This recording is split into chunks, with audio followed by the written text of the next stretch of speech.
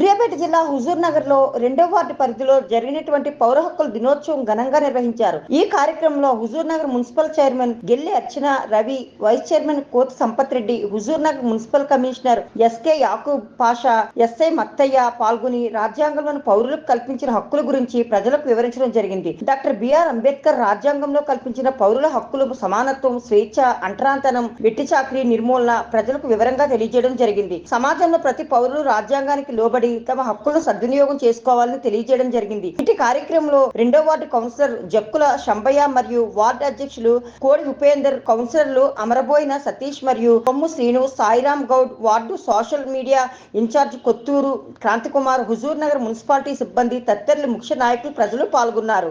కమిషన్లు ఏర్పాటు చేయడం జరిగింది.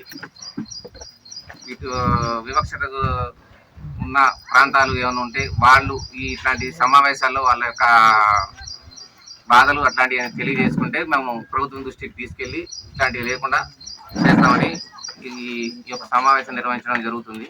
వాస్తవంగా హక్కు అనే ఒక పదం మనకు రాజ్యాంగం కల్పించింది. మనం వివిధ కులాలు, వివిధ మతాలుగా మనం ఇక్కడ భారతదేశంలో ఉన్నప్పటికీ అప్పుడున్నటువంటి పరిస్థితుల్లో అణగారిన వర్గాలుగా ఉన్న ఎస్సీ, ఎస్టీ, బీసీలని ఒక హక్కు కల్పించాలి. వారి యొక్క బిఆర్ అంబేద్కర్ గారు రూపొందించుకోవడం అది అందరికీ కూడా వర్తిస్తుందని చెప్పి కొంతమందికి తెలియదు. వాటిలో ఏ హక్కులు ఉన్నాయి, ఏం అడగాలి, ఏం చేయాలి, లేకపోతే దాని మీద సరైన నాలెడ్జ్ లేకనో తెలుసుకునే సందర్భాల్లో ఈ రకంగా ఒక అవేర్నెస్ ప్రోగ్రామ్గా పౌర హక్కుల దినోత్సవాన్ని ఏర్పాటు చేసుకొని ప్రజల్లోకి విస్తృతంగా దీన్ని తీసుకుపోవడం జరుగుతుంది. ముఖ్యంగా ప్రతి మనిషికి, అంటే మన మనిషికి పుట్టిన తర్వాత కులాలు, మతాలు అనేవి కాకుండా మనం అందరం కూడా అన్నదమ్ములాగా కలిసి ఉండాలని చెప్పేసి మనలో ఒక భావన రావాలి. ఎస్సీ, ఎస్టీలలో కూడా విపరీతంగా డబ్బు సంపాదించిన వాళ్ళు ఉన్నారు.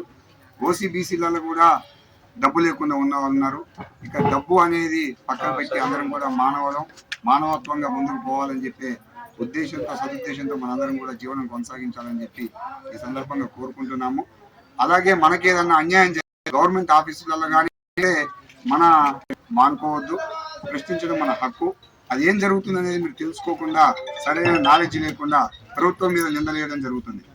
అది వాస్తవంగా మనం దానికి ఎలిజిబులా కాదా, అది జరిగేదా కాదా అనేది మనకు తెలవకుండా మనం ప్రభుత్వం మీద విమర్శలు చేయడం, అదేదో మనకు నష్టపోతున్నట్టు మనం ఫీల్ అయ్యి పక్కన వాళ్ళతో చెప్పుకొని ఒక పుకార్లుగా అవి స్ప్రెడ్ అవుతుంటాయి.